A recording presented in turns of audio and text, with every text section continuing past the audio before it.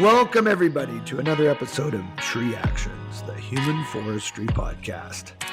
And joining me, as always, is my trusted co-host and technical expert, Tony Tressel, on the way from Pomeroy, Pennsylvania. Hey, Tony. And joining us this episode, I believe from the great state of Washington, if I'm not mistaken, is Phillip Kelley. Is that right, Phillip? Is that where you're at these days? Yeah, Chehalis, Washington. Chehalis, Washington. Well, we have been, some people have commented on the fact that we don't do much in the way of introductions. That we don't have a traditional background, history, bio of our guests. We kind of just get right into it. And as you listen, you learn about where they're from and a bit about them. So, um, Phillip, welcome to the show. And like we always ask everyone, can you share with us from memory the first time that you can recall that where you felt a connection, a kind of a soulful or energetic connection between yourself and trees? Yeah, I was probably 7 or 8 years old, and we had a mulberry tree in the backyard, and I used to love to scamper up it and eat all the berries and chase all the birds. And that's probably the first time I really noticed what trees were and how they were part of the whole life cycle. It's pretty awesome. Yeah. Maybe not everybody knows about mulberries. I mean, mulberries are one of those trees. If you're from where they're from, it's like everybody seems to know about them. But what's mulberry fruit like, and what's its attractiveness? It's I don't know. It's sort of like a blackberry. It's just really delicious. It seems to rain down in bunches, and it attracts lots of wildlife. And they tend to be spread all across the Midwest, is where I originally grew up in northern Iowa. So they're very common there. The birds spread them everywhere, and so it's just they grow very structurally. They're easy to climb. They usually have low branching profiles. They don't usually get super tall, at least in the Midwest. So Yeah. they're easy to scamper up and disappear into the foliage. They're usually very thick, full of dead woods and crossing branches, so you can hide up there when your parents are trying to find you, and no one will know where you're at for hours. It's pretty awesome. Right. Interesting. And are the flowers as fragrant and attractive as well? I don't know that I ever really put fragrant on the list of things about a mulberry, but I would say the flowers are attractive. Okay. But yeah, I would say that part is also very nice.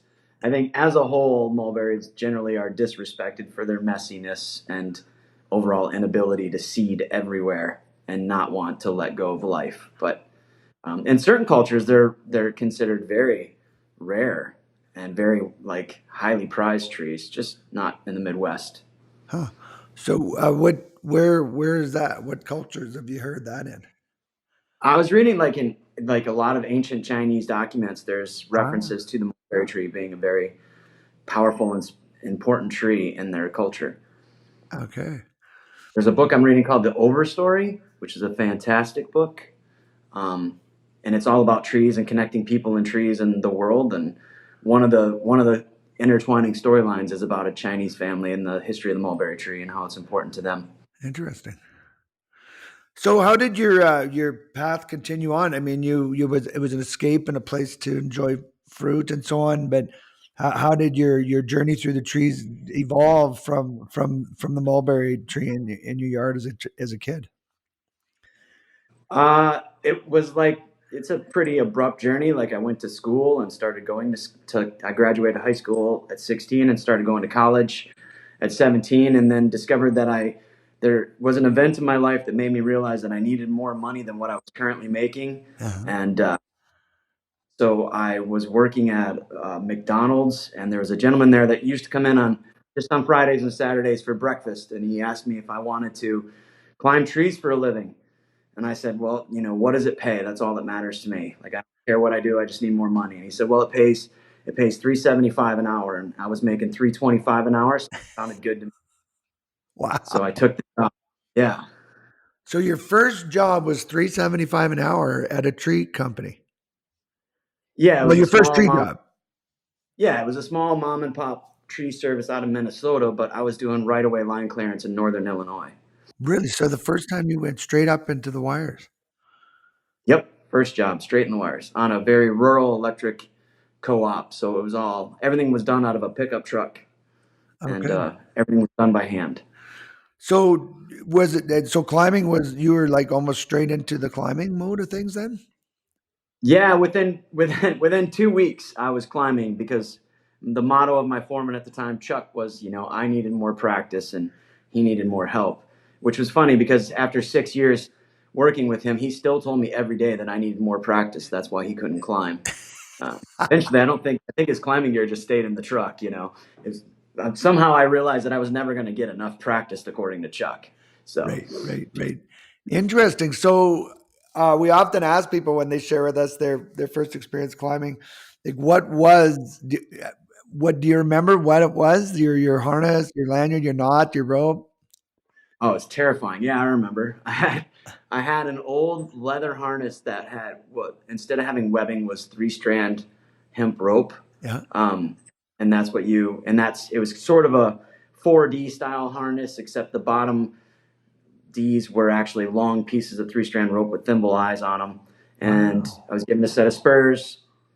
And the harness had one thing on it, it had a ladder hook so you could hang your chainsaw on it. Yeah. I was given a set of spurs, that harness, 6-foot non-adjustable 3-strand lanyard, 16-strand rope, New England rope, and a 038 farm boss with a 16-inch bar for my pruning saw. And you were told you spurred up every tree till you got where your tie-in point was, and then you put your lanyard on, and then you tied in with your 2/1 suicide taut line, and you went to work. So my first tree, I was on the ground, and Chuck took me and he said, "All right, now here's a knot. I'm going to show you this knot one time. It's going to save your life. Don't forget it." I said, "All right." And so he shows me the knot, and we tie it together a couple times, and I climb up. It was a box elder tree. I was probably maybe 25, 30 feet off the ground. And there happened to be a lineman that was there to reset a pole. And he was chatting with my boss, Chuck. And I get to the top of the tree and I lanyard in and I realize I can't remember the knot. Yeah. And so I'm too proud to ask. So I'm standing up there fumbling with this knot for I don't know how long. And the lineman finally asked Chuck, he said, "Look, are you going to help him out?" Chuck said, "No, I told him I was only going to show it to him once. It's his problem now." So I eventually tied something that, if you don't know a knot, tie a lot Yeah. kind of theory. And I tied a whole bunch of stuff and I got panicked and I was like, "I'm not pruning. I'm just coming straight to the ground." And I rappelled down and about 6 feet off the ground, the knot stopped working. And I landed on the deck and he walked over and he stood above me and he'd never forget. He said, "I'm going to show you this knot one more time. Don't you ever forget it." And my first, And yeah. so that you're pretty motivated to remember it after that. Not that I'm condoning the methodology, but I can learn a knot really quick and always have an show it to me once or twice. I don't forget. You know, Imperative. you mentioned something that I recently found an old we were cleaning out a storage bin or a it's a shed at the office, and we're getting hold of some old financials and stuff, but there was other stuff in there. Anyways, I come across an old video of a video I produced probably in 92 or 91. And there we're climbing this tree, and we got all our stuff on. We got the belt and I'm wearing a hard hat, but I don't have safety glasses on. I have a lanyard, but we climb up, just climb the tree, and then we tie in. And I was thinking, and I'm watching myself do this and go, holy moly, like you're not supposed to do that. But I was trained to do that. Like it seems very common, and we had Bob Phillips on this show last couple of weeks ago, and he was talking about that, foot locking, free, just it was like everybody knew you tied in, but that was to work, but you just went up in the tree. You know, how long do you think, you had spurs on as well, but you didn't even put the lanyard on for the spurs, right? You just used your hands. And how long would you say you did that for? Like where you climbed up and then tied in? So 90 started. Yeah. So I think almost 6 years. 6 years. Okay. After 6 years, we switched companies and went to a larger companies to be closer to home. And I was still with Chuck, and we got our first aerial lift, but we were still spurring everything. And then I switched contracts after 7 years, and we went to a company, a utility company in Iowa City, Iowa, Mid-American Energy, and they did not allow the use of spurs for climbing their trees within the city, Okay. which is a rarity back in the 90s for a utility company to enforce that. So that was when I discovered the frustrations of climbing without spurs for about 18 months. So you get to this contract, no spurs. How does that? Was there a new training, or just get her done without spurs? Yeah, yeah, exactly. Get her done without spurs. Here's a 12-foot ladder. Okay. Don't fall off the ladder. Hopefully that gets you close to the first branch. And maybe if you can't quite reach, you get like 3 extensions with your pole saw, and you reach your rope up as high as you can on 3 extensions, and you put it in the best union you can get. Yeah. And Yeah. Yeah. yeah, you go from there, and then you body thrust your tail off to get where you need to be. Right. Yeah. So interestingly enough, you ended up being tied in though sooner in the climb. Yeah, if not from the ground, at least within 12 feet. I remember also getting boosted. Like it was very common to take turns boosted. So you'd put your arm on the tree and your back. You put one leg out as a step, and they like literally would climb up the back, get on your shoulders, and then you'd wait for the kind of the jump off your shoulder, or you'd stand at that point sometimes even holding the trunk of the tree with them standing on your shoulders, and then you'd reach up enough so you could grab the first branch so you could start your ascent. I don't know if you ever saw that. Yeah, we did that, and usually I was the person getting boosted because at 5'7", I was never the guy doing the boosting because I didn't have enough boost to give. Right, So right. generally the person on the receiving end of the boost. But yeah, we did that quite a bit. Yeah, it's funny the things you forget about. Just a natural progression, I guess. At what point did you get introduced to Throwline then? Uh, I'm gonna say it was 1998, and my general foreman brought out one of those big rubber Johnny balls Yeah. and some clothesline, and told us we needed to start using that because it was going to help us get in a tree faster. And after about 4 attempts, what we did is cut it in small pieces and hid it in the box of the truck, so that way we didn't have to use it anymore because it was so frustrating. Yeah. It was just disappeared magically. Every time he came around, he said, "Where's that throw line?" I don't know, man. I can't find it. It's gone.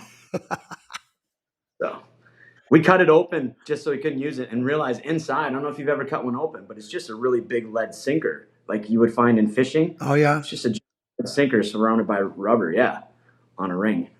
It's Makes pretty cool. sense. Yeah, it makes sense.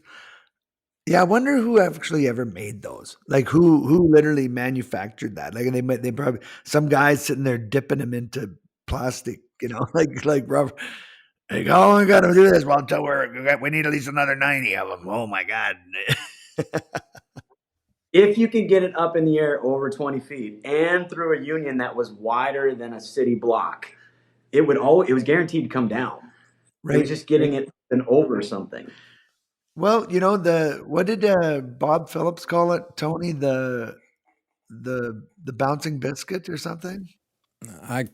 We dubbed it the ricochet biscuit Oh, that's what because you did. that's what it Yeah. was. Yeah. Because it's like you would eventually get good at it, but you would also simultaneously get good at window repair, siding repair, slate roof repair, and you probably needed dental work if you worked with it long enough. Not because because you would get frustrated, so then you would pull on it really hard, and then it would come flying back and hit you in the face. Yeah, we did lose a few windshields in my short time using them. Yeah. Yeah, I've seen windshields go as well, and the rope didn't help. The line that was used would be a thinner line, but it was also not thin enough. But it also had a lot of stretch typically, right? Which really, when it was kind of stuck, that stretch could really create a real interesting situation and led to many a broken parts. We were using it was literally clothesline. Like you would go to the hardware store and they would buy clothesline rope. It was just straight plastic. Wasn't like it weighed. Couldn't throw very high because the rope weighed too much. It was too thick in diameter. Oh, But that's really? what It they was would buy. actual clothesline. Yeah, yeah, it was cheap clothesline rope. That's what they would buy from Ace True Value. Yep. Game on. Well, interesting. So, you spent some time then muddling around in the utility sort of tree line clearing world. What changed? How did you obviously aren't doing that now? How did that progress? What happened? So in 19, I think it was 98, might have been 99, but I believe it was 98. Uh, I saw somehow, I don't remember how it connected to me, but somehow I saw a flyer for this class, this tree climbing rigging class by this group of people called Arbor Master. Yeah. And it was in Iowa, and nobody ever came to Iowa to do anything with tree work because it's a flyover state, right?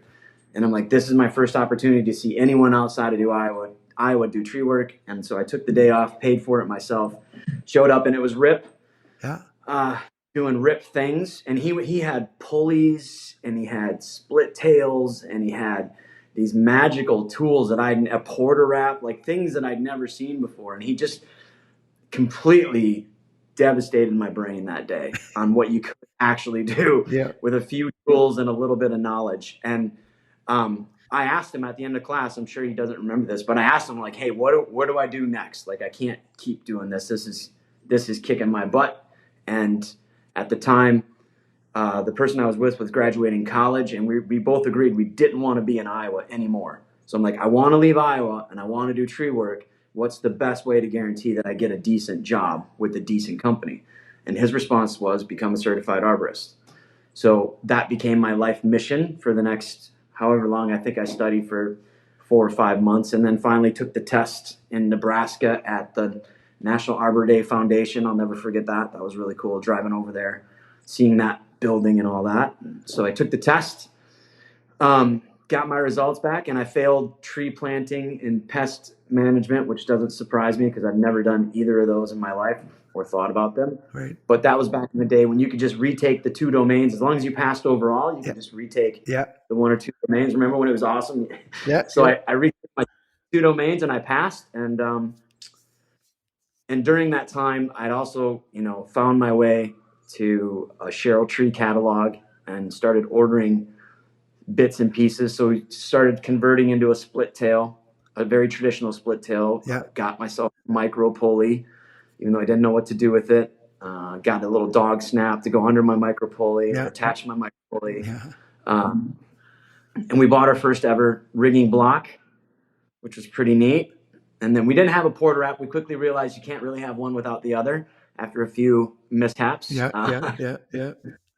Yeah. And then started applying for jobs in the Southeast, and I applied for a couple of different companies. And back then, being a certified arborist was, there were way less of them. Yeah. So it had a lot more clout. It still has a lot of clout now. It's still a great certification, but back then it was like there were not that many of them.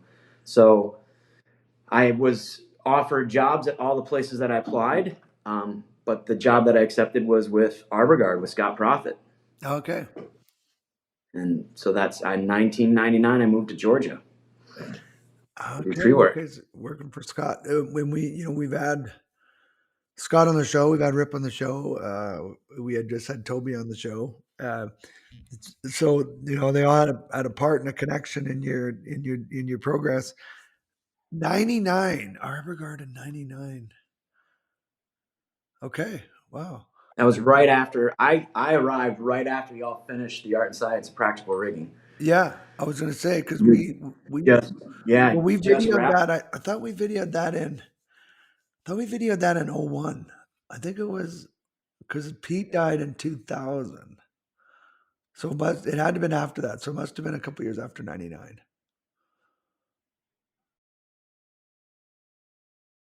Moved in 9. I was there at 2000 for sure. I was at ArborGuard. Yeah, because we were there at the site, but did I meet you there? I met a few people. I met Sean. I met Rip and Ken, but I was just a little nobody going out producing tree work every day, and you guys were driving over doing cool stuff. Yeah, well, I was there with everybody for that rigging video shoot for that week. So if you were there already, then I probably did meet you then. I just don't remember. Probably just walking through, punching my time clock, going home. Right, right, right, right. Didn't know any better.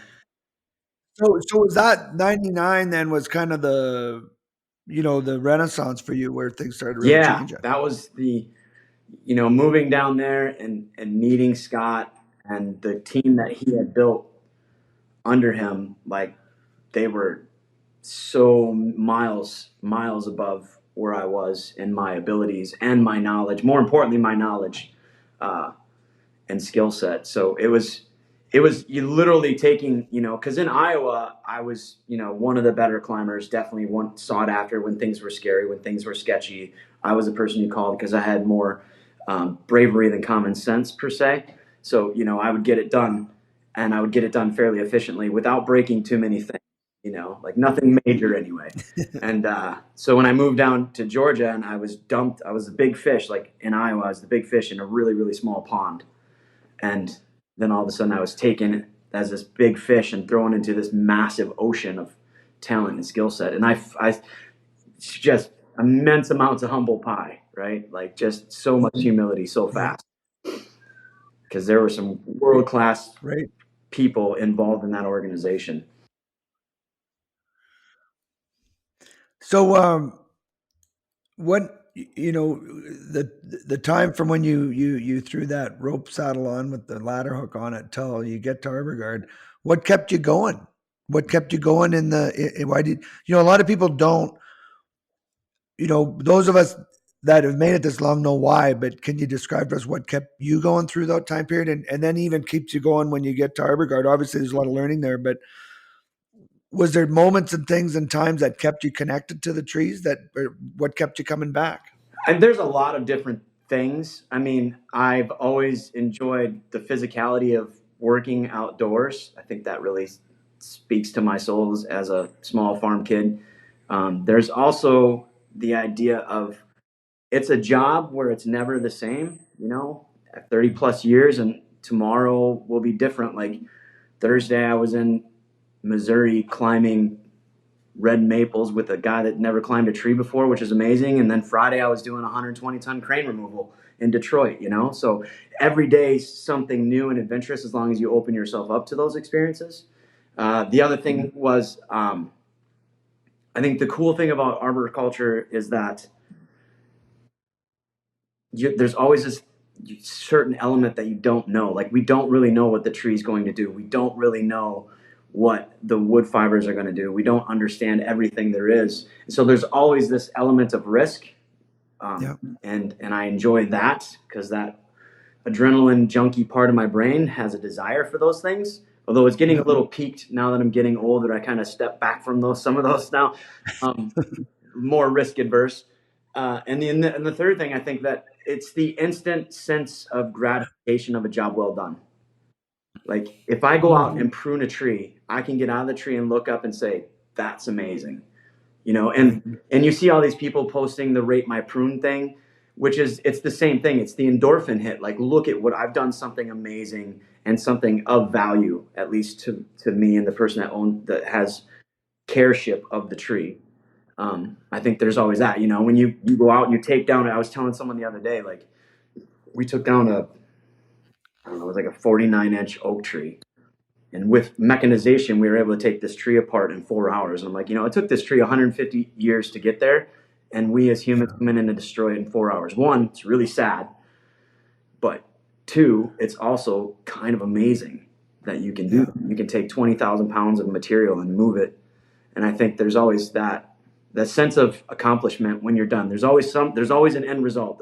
A bed full of chips, a trailer full of logs, a stump, or a tree that looks, that's not rubbing on the roof anymore. And to get that sense of accomplishment every day is really, it still triggers me. Like, I've tried to go into more corporate part of the world, and what I find is, like, every day I don't know where I'm actually trying to get to. Like, there's no clear defined, here's the end, here's the result, here's when you're finished, here's a complete distinct marker. And so you're always searching for that sense of that endorphin release where you've accomplished something amazing. And I think there's nothing like that in no job that I've practiced in arboriculture, or I haven't really done anything but this, but that gives such an instant sense of gratification, except maybe teaching somebody when they have that light bulb moment where you're like, yes, they get it.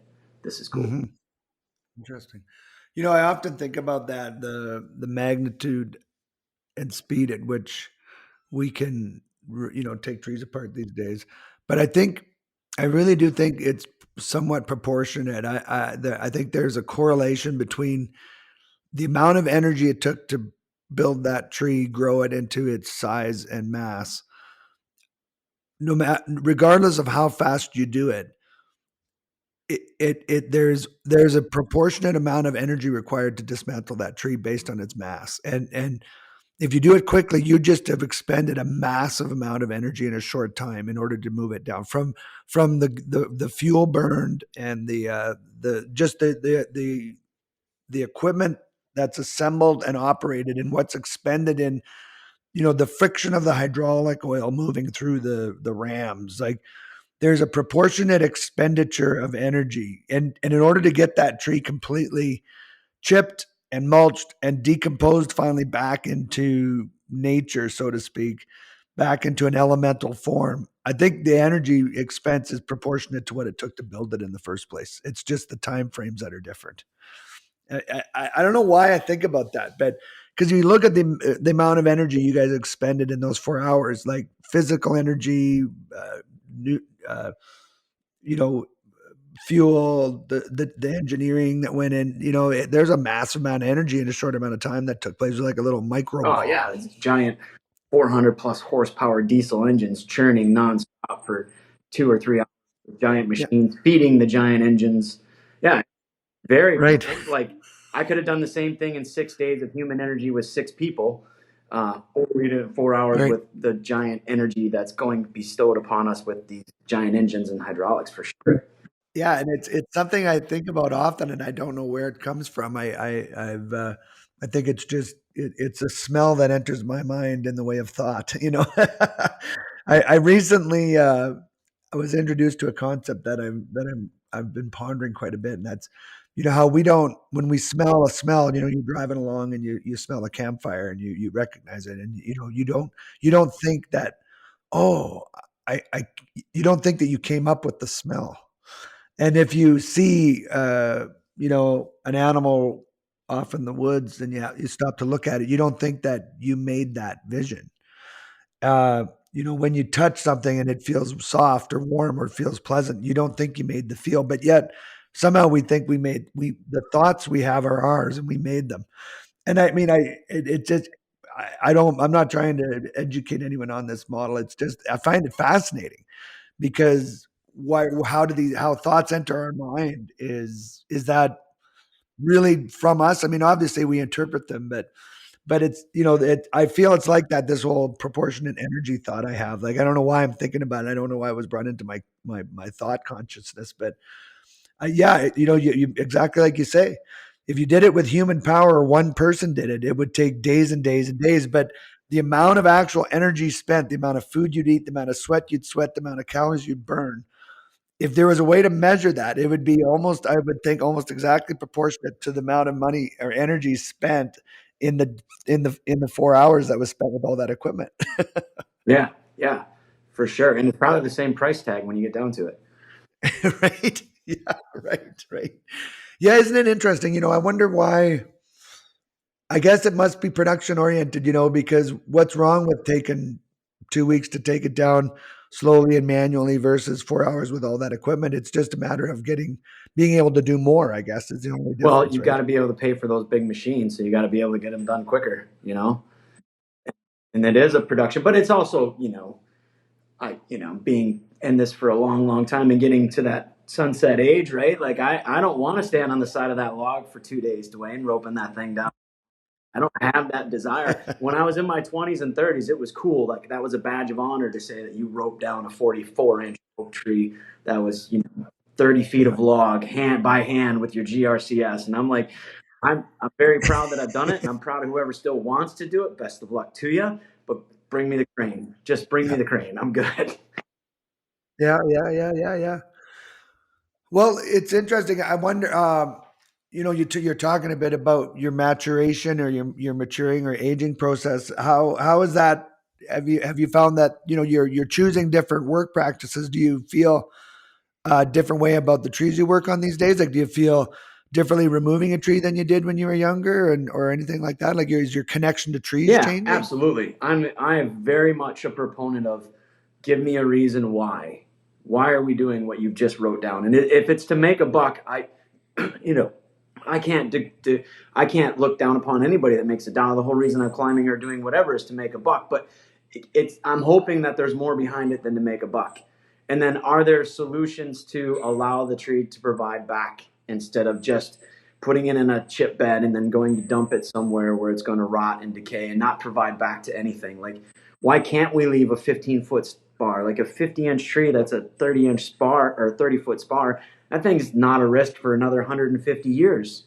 Like, but it's going to provide back to Yeah. that environment for so long in so many different ways. Like, why can't we leave a 20-foot snag or a 30-foot snag, or why?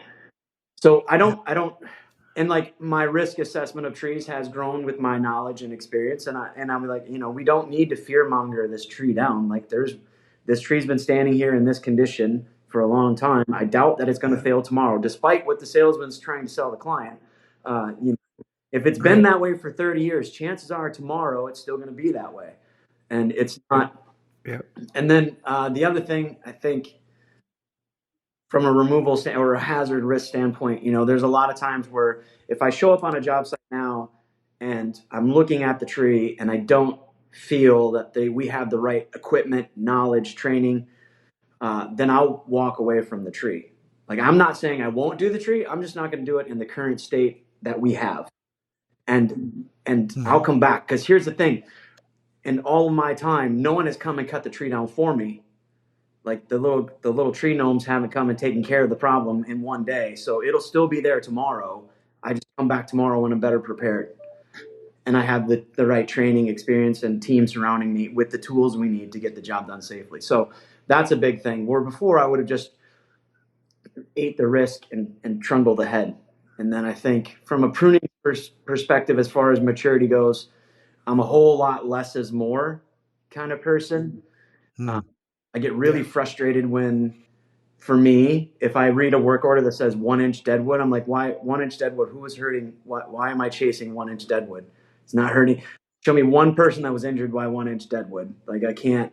And it's death by a million Right. cuts to the tree in my mind. Also, so I don't. I want to. If I want to do what's safe for the target, but I also want to do what's respectable for the tree. Deadwood doesn't necessarily hurt a tree in any way. The trees have had deadwood for tens of thousands of years, and they've managed to figure Yeah. it out. Yeah. So I'm a big proponent of less is more. Like, if it's not, if I give it 2 kicks and it doesn't wiggle, then it's probably okay. And I think the other thing that I'm really a big proponent on, based on some stuff that I heard from Dr. Coder and a few other people, is I'm adverse to make a large wound on a trunk of a mature tree. I'd rather leave a Hmm. stub or something rather than make, Yep. because of the science is showing that just there's an interesting article that somebody wrote recently that was like, you choose where the decay is. And I find Right. that, and so when I'm looking at the tree, I'm like, where do I want this tree to have decay? Where do I want this to be? If I'm pruning at a very mature oak or a very mature maple, I know that if I make this cut, I know that the tree is not going to be able to fourth wall this off in its lifetime. So where do I want that decay to be? Do I want it to be in the main stem where the structural stability is, or do I want it to be out here? And sort of taking that approach. Yeah. Well, it's an interesting, way to phrase it, and it's another example where my brain jumps to how another analogy, how trees are like us, and how one of the reasons we call it the Human Forestry Podcast, because I believe there's so many lessons in trees and how trees grow and live together that we can learn from. Um, have you ever done that in your time? Like, do you feel you've drawn parallels in your own life when you've had hard times or good times, and that were the trees and being in trees and what you know about trees and how they compartmentalize and deal with wounding or hurts? Have you drawn any lessons in your own life in that way personally? Yeah, I think the way trees react to wounding and injury is very interesting. I think it does that. A lot of what how I handled certain things is it is compartmentalization. It is moving on. It's packing it away, ignoring it, not dealing with it, and then moving on and moving forward with new growth or better habits, or so at least you think in your mind. And sometimes it's very effective, but sometimes it's not. I think the reason that part of the reason that you can do these risk things is it is part of the ability to compartmentalize. Like if you think about what it takes to climb a tree, there is risk. There's inherent risk with tree climbing, and Yeah. our ability to be standing in the top of a tree, blowing out 20 feet at 140 feet in the air, hoping the person on the rope actually does what they're supposed to do. While there's all kinds of different injuries, biotic injuries to the tree that you've climbed past all day long, and at some point you just got to pack all that away and make the cut, and you're compartmentalizing that as a person working in the tree. And so I do, yeah, and so I do draw parallels. And I also think what's important, trees are a huge community, and they're always giving back to their community. They're constantly working to either support or give back to the community around them. There's there's lots of research now that shows how trees communicate above and below the ground, and how if there's a tree that's stressed out, they'll send resources to that tree through the soil. On how when they're dying, they'll intentionally send what's left of their resources back into the soil for other trees to have. There's just all of these interesting ways that trees help each other out in a giant community that's based on the evolution of life. Like, because trees are literally dying to give back. Because when they're on the ground and they're no longer living, they're still giving back. And so that's kind of what I would like to say, that when I go out of this industry, I've left a legacy behind where there's a lot of people still doing good things based on what I was able to share with them as I move throughout my journey in this United States and all over the world. Yeah. Well, and I think it's even, I don't even know that we have so much of a choice in it. It's kind of like the way my analogy of thoughts entering our mind. Like if we are in this industry because for a length of time, and I don't know what that time is. I need to be careful about that. But when you love what you do, I don't think it really matters what the industry is. But when you're passionate about it and you're loving it, and usually that's reflected in how long you stick with it. Um, that energy and passion begets other energies and passions, and I think education is a big part of it, and we all have different ways of doing it. You don't have to be a traveling trainer like we've been to do that, but if you're helping others, and it may be helping them in the tree world or maybe helping them in other ways, but if you have a heart for that, that's part of how the legacy is created, and it's done.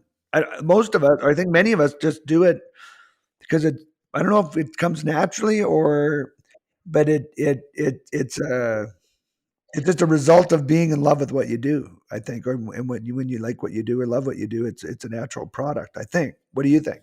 Yeah, definitely. If you're passionate about something, it's hard to contain the passion. You want to share it because you're exuberant about it, right? There's joy in giving it away.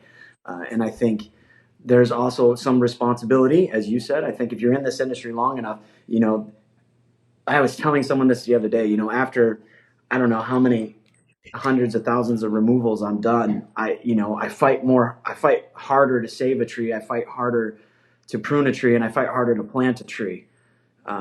Because I feel like I owe that to the balance.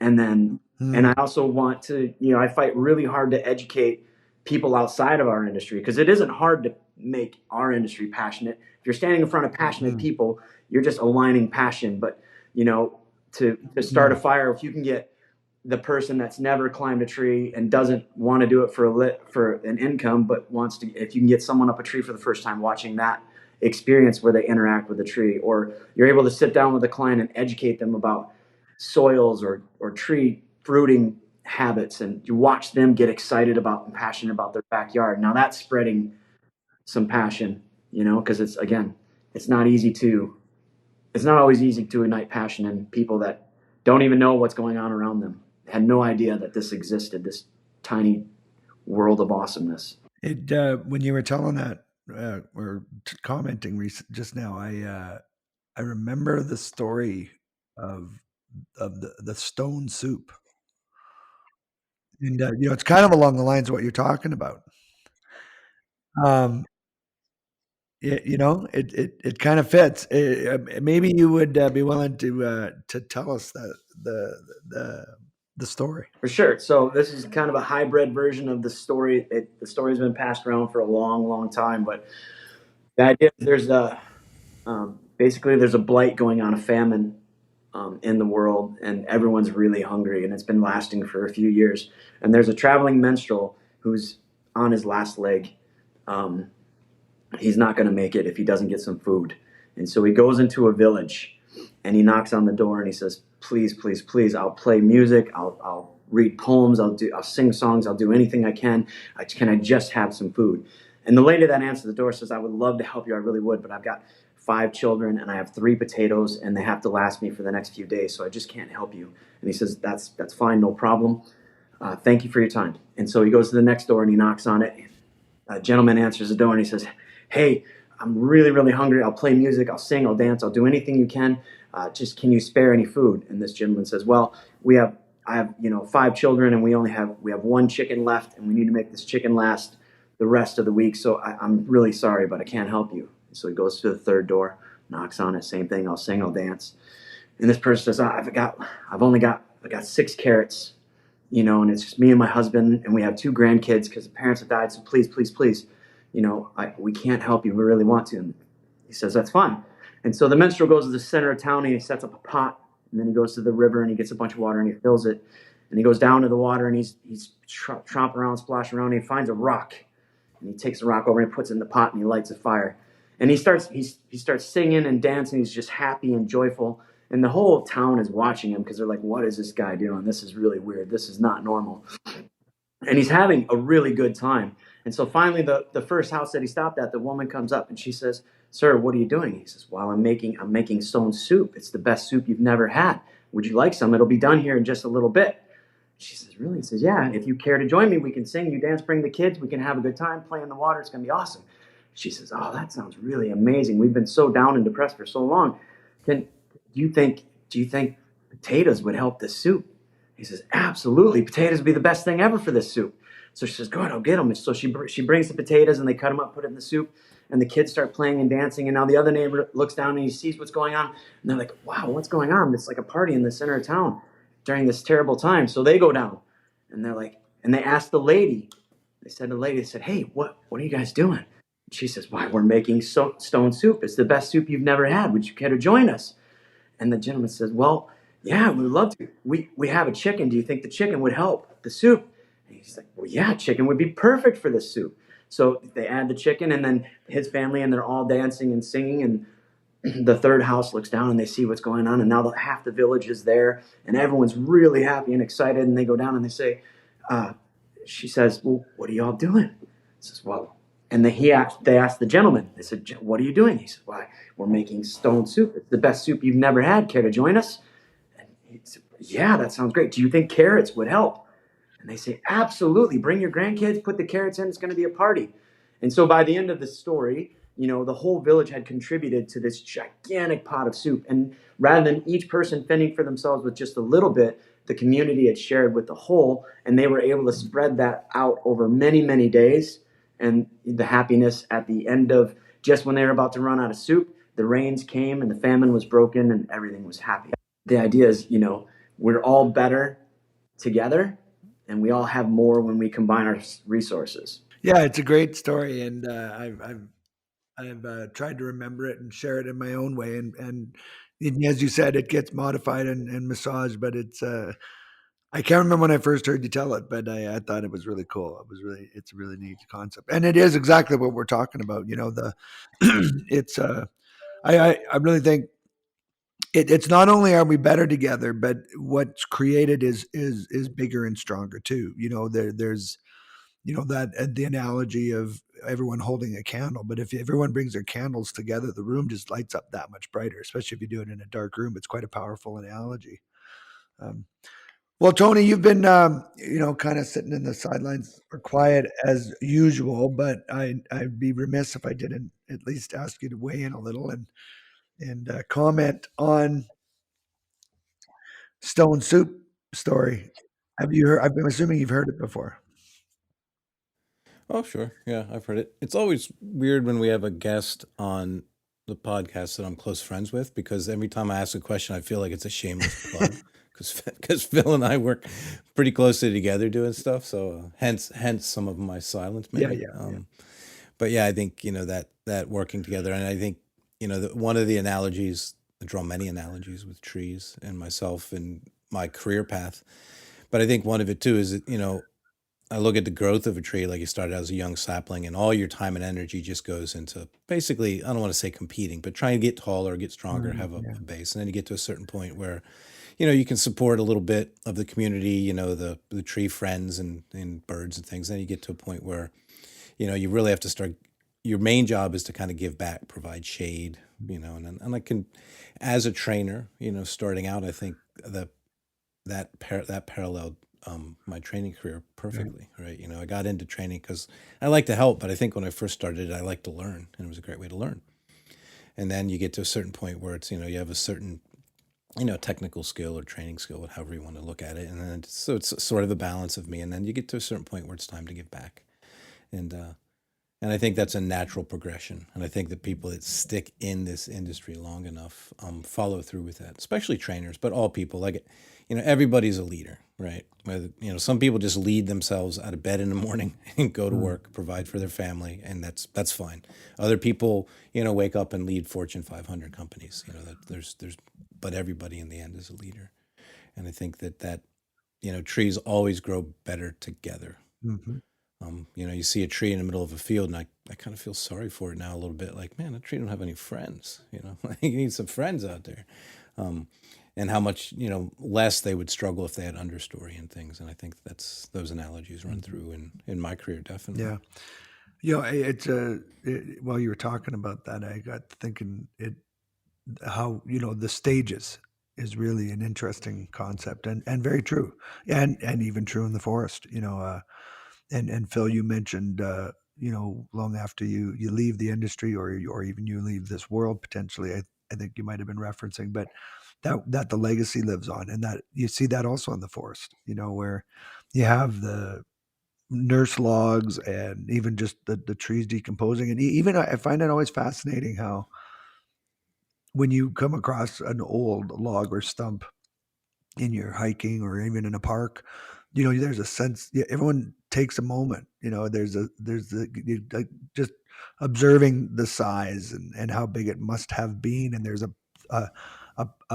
at some point you ponder, even looking up, you can often tell there's a missing space in the canopy, in the tree. You can see where the other trees were growing around this tree, and it was part of things, and now it's on the ground or gone.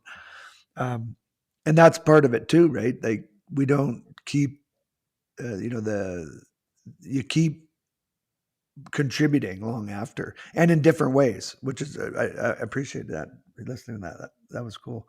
And when we're younger, and I think even people listening, like, you might think and listen to this and think, oh man, these guys are a bunch of whatever. This is, what are they talking about? Well, it's just the stage you're at, right? And we remember that, and we're hoping to get some younger people on, so to speak, on the show too, because there is different perspectives. But I think that as long as you're open and willing to learn, and you got those little trees in the forest that do get fed, as you mentioned, Philip, they do get nutrients from the older mature trees, or even when the tree dies. I like what you said when trees are literally dying to help eat the other, because in their death and their decomposition, they're giving back. It's really true.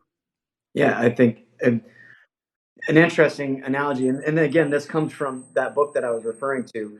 They say that basically a forest is just constantly actively in death because that's when it's the best forest it can be, which I find really interesting.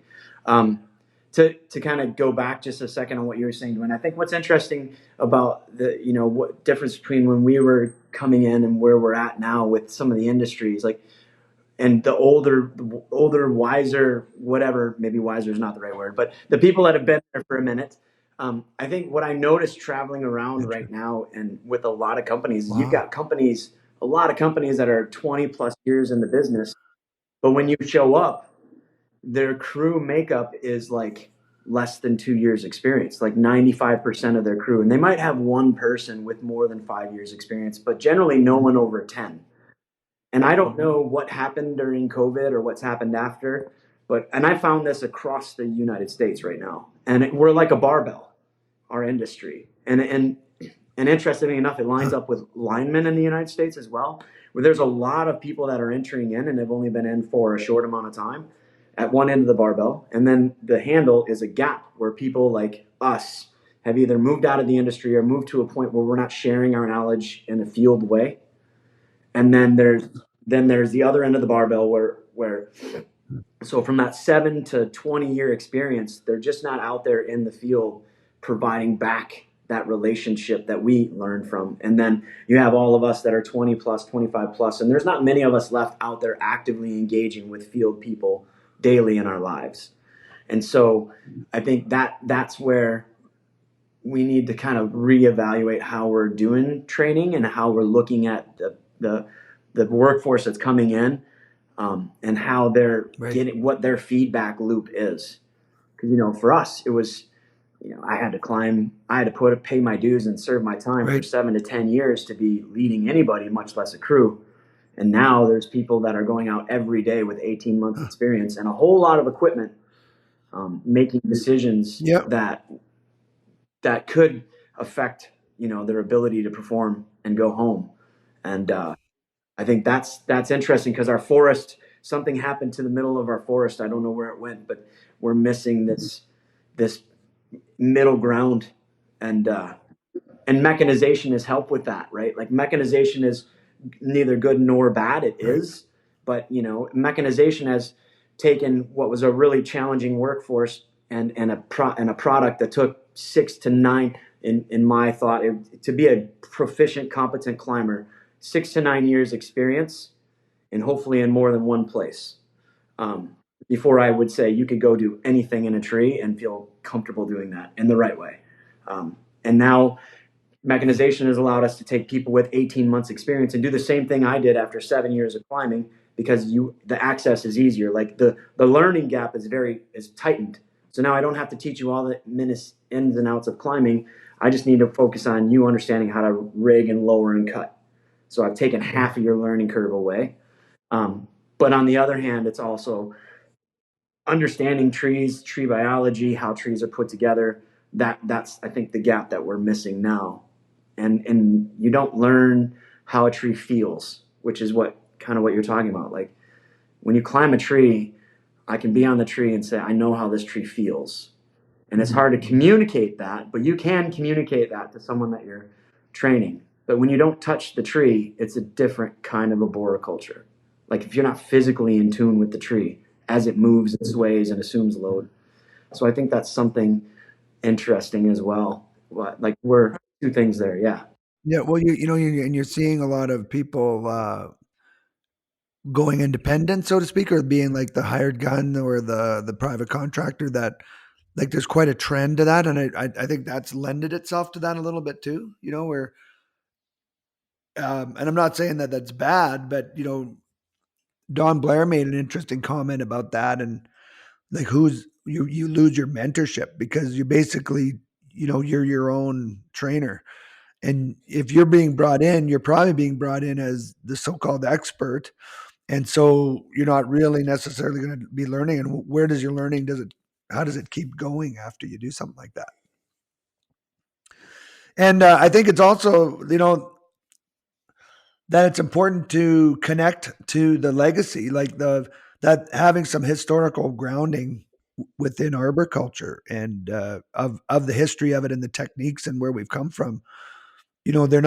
It's not just a nice to know thing. It's part of understanding where, tree work, climbing, for example.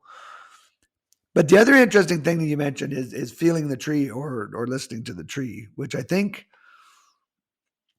it's one of those woo things, right? some people think it's just it's woo, but I think there really is something to it. And, anyone that's been doing this quite a while, I think does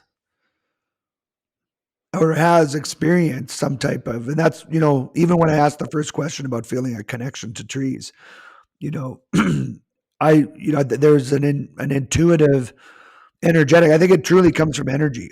Trees are alive. We are alive, and the life force that our soul consists of, and what the life that is in a tree, there is a energetic connection that takes place. You're within each other's fields of energy, and the closer you are to it, the more you're going to connect to it.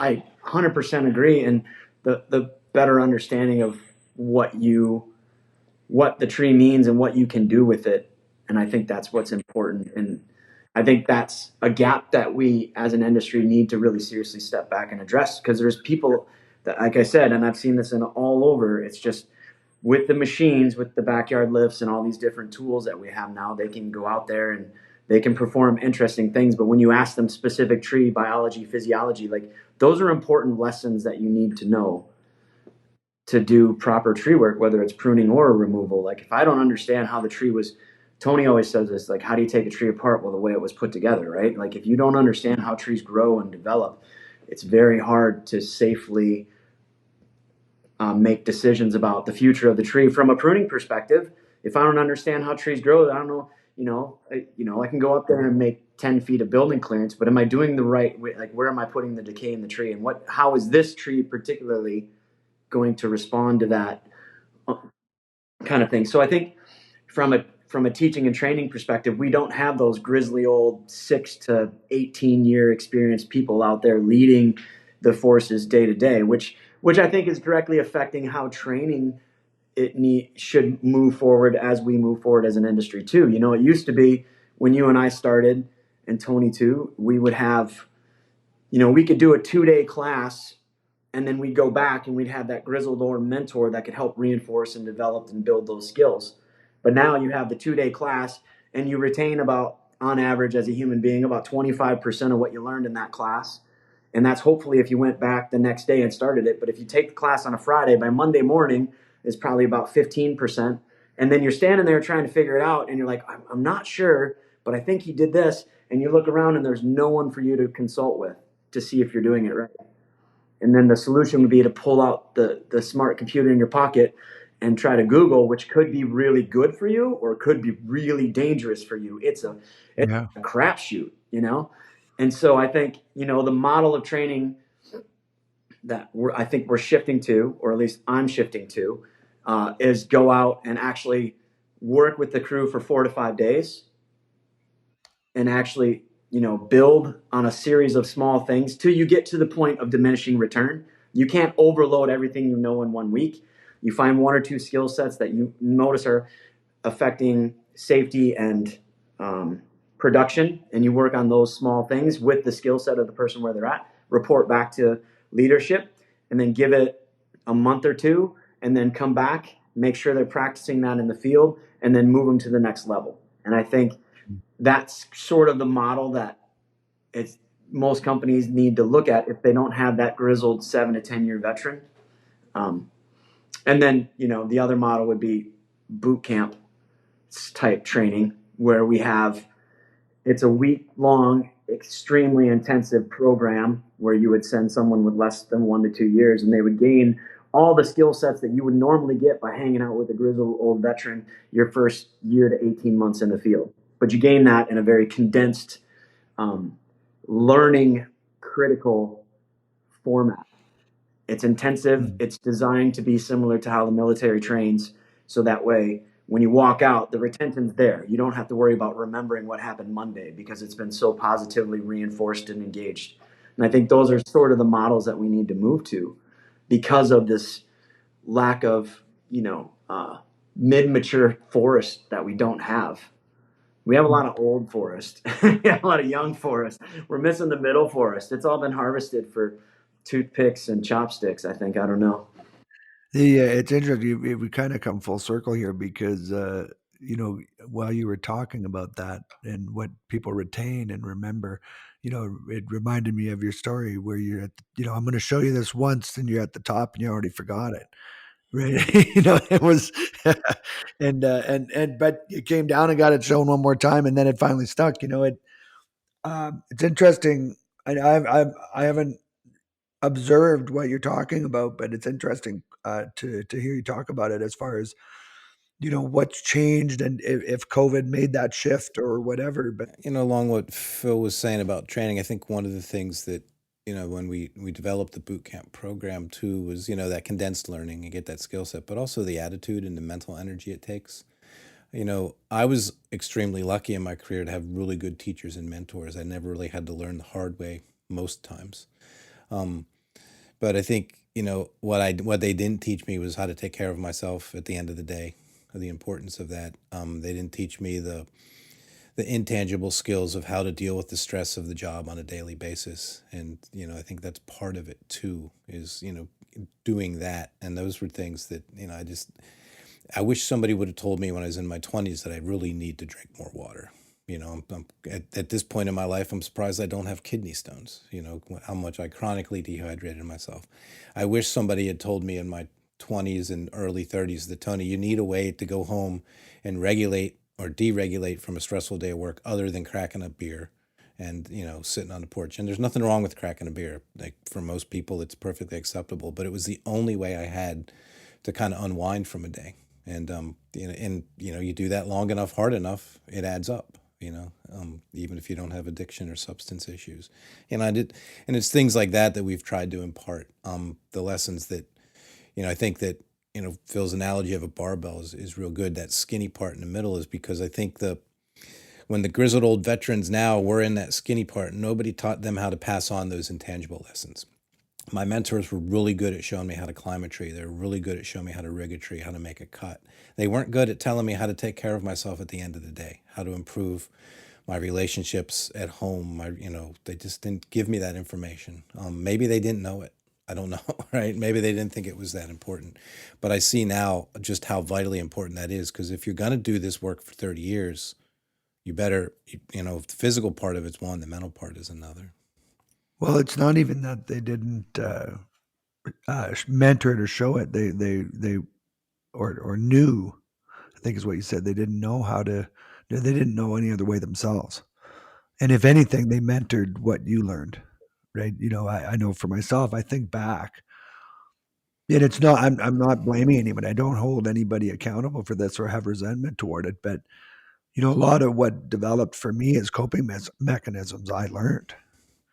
I learned by watching and being part of other people people that I admired and looked up to. And I engaged in those activities with them. So therefore, I passed it on and believed it was the way it was. And there's still individuals that cope in ways that are not necessarily healthy. And even in some cases, that it's evolved into, maybe even, not so good for the body or the mind. But it's the way that they learn and were taught themselves. And I think you have that happening too, right? Because I don't think this industry will ever change from the people learning mostly by watching and mentor and learn and seeing what others do. So really, the skinny part of the barbell, you know, interestingly enough, is probably the strongest part. It's the smallest part, but it's also the part that demonstrates through strength and action, right? And so you got to show it, not necessarily talk about it. And that's there's that you know you keep practicing what you learn doesn't mean you are doing the right thing.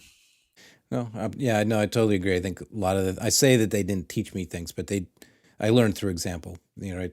They didn't teach me anything specifically how to do, which is like I said when Phil and I designed the boot camp. Part of that is that to tell somebody when they're first getting into this industry to prepare for it mentally.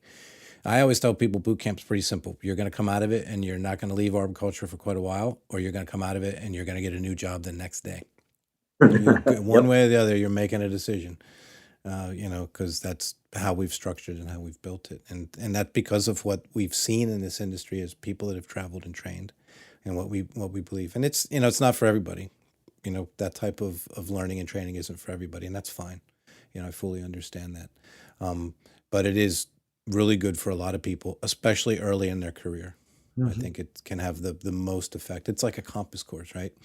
If you're 1 degree off the first 10 feet, it doesn't make a damn bit of difference. But you go 3 miles, that 1 degree makes a huge bit of difference. So if you can get it correct from the get go, then I think you can affect more success. And I think if we don't do a better job as an industry of imparting what Tony's talking about, what you're talking about, Dwayne, the middle of the barbell is getting skinnier, and this end of the barbell, the young end of the barbell, is also getting narrower, and there's Yeah, less yeah, people in it, and there's less people continuing to be in it long enough to replace those. And so we're in a feedback loop that could be dangerous, and we yeah. need more people to stand up and do that mentoring on how to survive the first 6 years, and then how to deliver the message back to the new people coming in, um, and what that.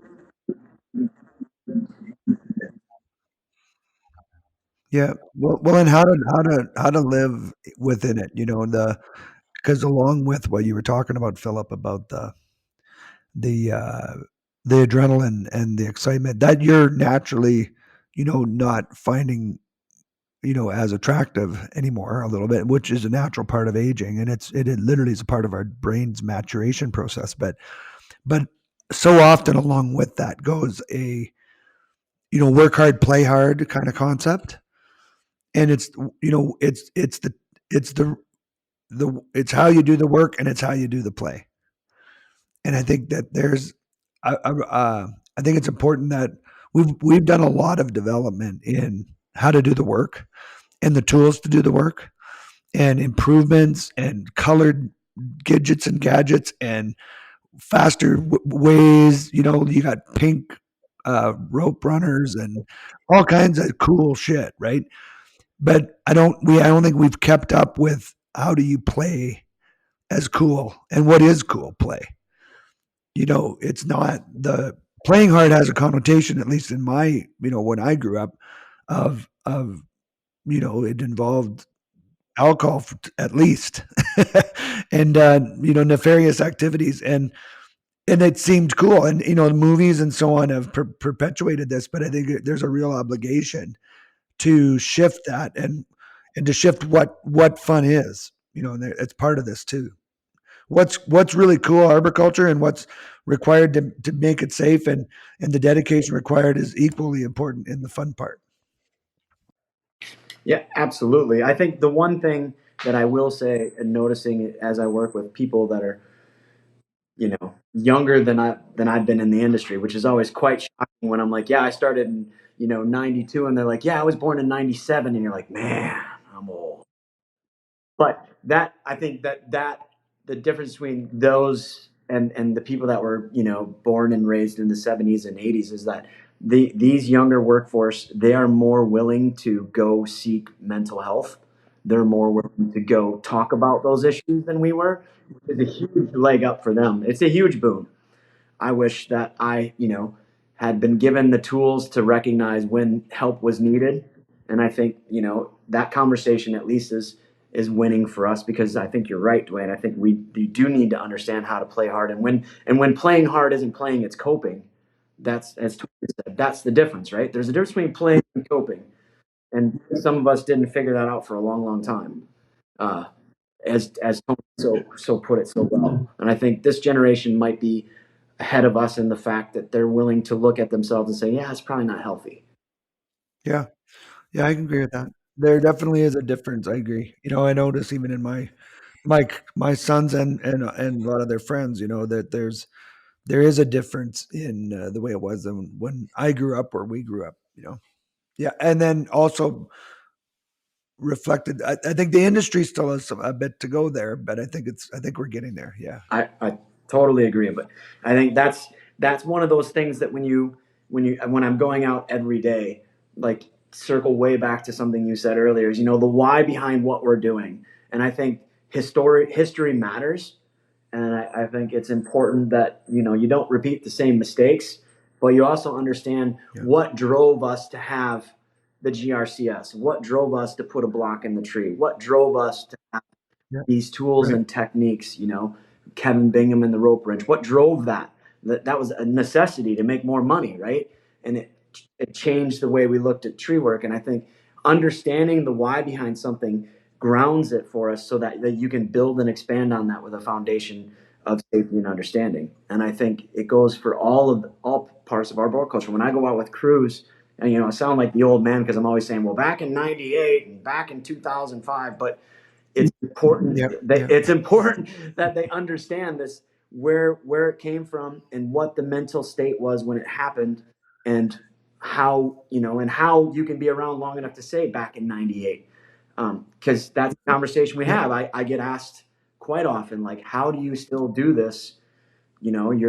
You're on the sunny side of 50. Like, how do you do this every day? Go out in the field with us and run around.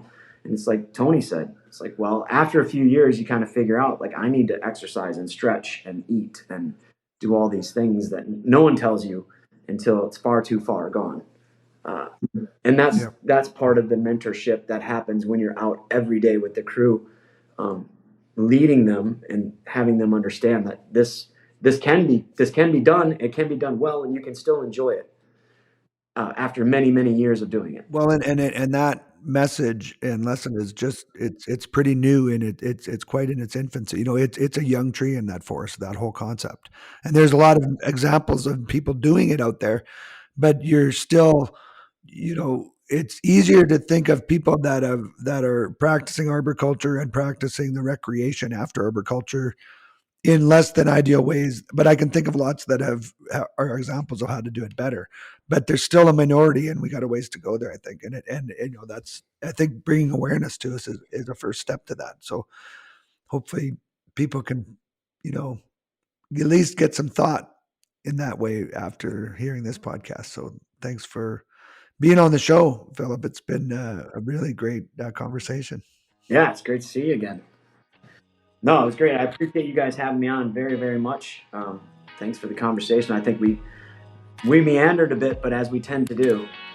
Oh yeah, it's just the flow. I say it's like in the spring thaw when the snow melts and a little trickle forms in your backyard down the hill, and how that little stream forms. That's how our conversations go. It hits a log, it hits a twig, and the water flows a little left. And what started out as Dwayne and I just not being very organized has actually turned into a thing.